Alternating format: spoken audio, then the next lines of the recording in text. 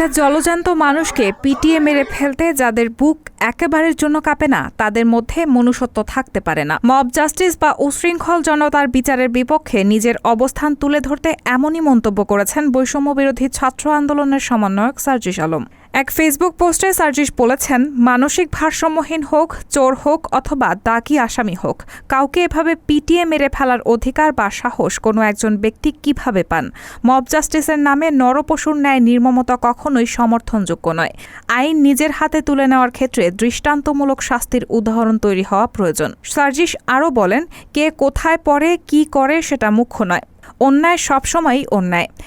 একটা জলজান্ত মানুষকে পিটিয়ে মেরে ফেলতে যাদের বুক একেবারের জন্য কাঁপে না, তাদের মধ্যে মনুষ্যত্ব থাকতে পারে না। সার্জিস আলম আরও বলেন, মানুষটার শরীর দেখে বুয়েটের আবরার ফাহাদের কথা বারবার মনে পড়ছে। সকল অন্যায়কারীর বিচার হোক, নির্দোষ কেউ শাস্তি না পাক। একবার যদি অন্যায়কারীরা কোনো সূত্র ধরে ছাড় পেয়ে যায়, তবে তা পরবর্তী অসংখ্য অন্যায়ের প্রশ্রয় হিসেবে দৃষ্টান্ত তৈরি করে।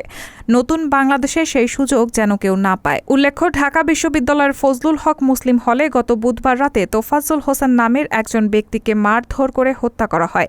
অন্যদিকে জাহাঙ্গীরনগর বিশ্ববিদ্যালয়ের ছাত্রলীগের সাবেক নেতা শামীম আহমেদ ওরফে শামীম মুলাকে বুধবার মারধর করা হয়।